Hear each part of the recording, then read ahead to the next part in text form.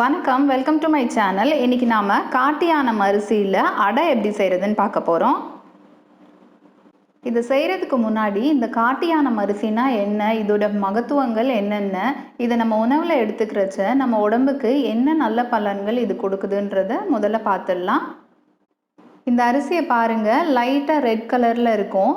ஏற்கனவே நம்ம சேனலில் கருப்பு கவுனி அரிசியில் தோசை எப்படி செய்கிறதுன்னு பார்த்துருக்கோம். அந்த கருப்பு கவுனி அரிசி மறக்கப்பட்ட அரிசி வகைகளில் சேர்ந்தது. இந்த காட்டியானம் அரிசியும் மறக்கப்பட்ட அரிசி வகையில் ஒன்று தான். இந்த காட்டியானம் அரிசி டயபெட்டிஸோட எதிரினே சொல்லலாம். அவ்வளோ டயபெட்டிஸை கண்ட்ரோல் பண்ணும்.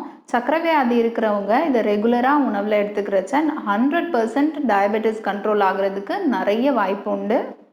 அது மட்டும் இல்லாமல் ஹார்ட்டோட ஹெல்த்துக்கு இது ரொம்ப ரொம்ப நல்லது.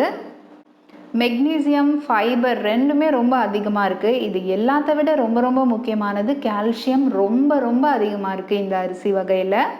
இதெல்லாம் விட கால்சியம் சத்து அதிகமாக இருக்குது இந்த அரிசி வகையில்.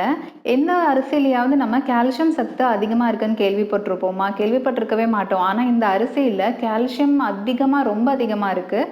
அதனால் குழந்தைங்கள்லேருந்து வயசானவங்க வரைக்கும் இந்த அரிசியை ரெகுலராக உணவில் எடுத்துக்கிறச்ச அவங்களுக்கு தேவையான, அவங்க உடம்புக்கு தேவையான கால்சியம் சத்துலேருந்து டயபெட்டிஸ், ஹார்ட் ஃபங்க்ஷன் எல்லாமே சீராக இருக்கிறதுக்கு இது ரொம்ப ரொம்ப ரொம்ப ஹெல்ப் பண்ணும். சரி, வாங்க இந்த காட்டியானம் அரிசியில் அடை எப்படி செய்கிறதுன்னு பார்க்க ஆரம்பிக்கலாம்.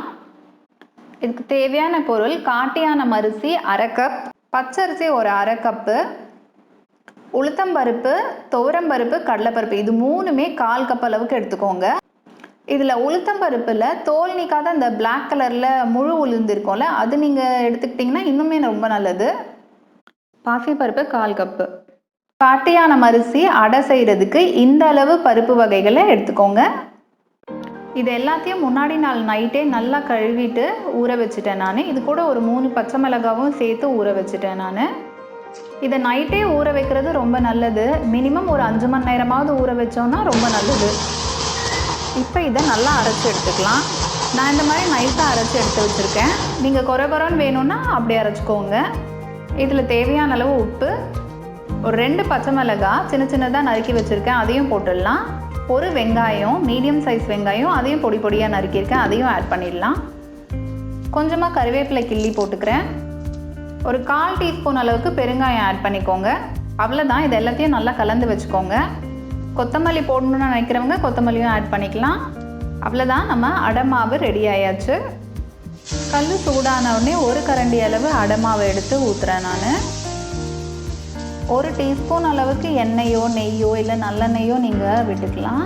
இது வேகிறதுக்கு கொஞ்சம் டைம் எடுக்கும். வேணும்னா நீங்கள் மூடி போட்டு கூட ஒரு 2-3 நிமிஷம் நல்லா வேகிறதுக்கு விடலாம். நான் இப்போ மூடி போடாமல் தான் பண்ணுறேன். அவ்வளோதான், அடை திருப்புறதுக்கு வருது. இப்போ திருப்பி போட்டு ஒரு 2-3 நிமிஷம் நல்லா வேகட்டும், அப்புறமா எடுத்துருங்க.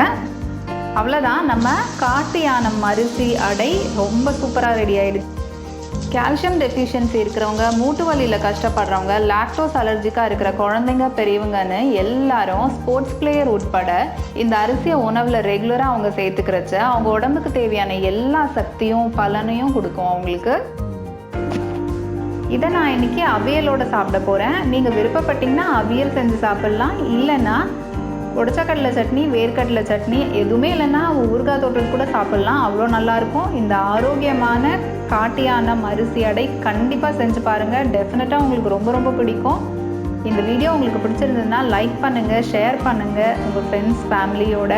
மறக்காமல் என் சேனலுக்கு சப்ஸ்கிரைப் பண்ணுங்கள்.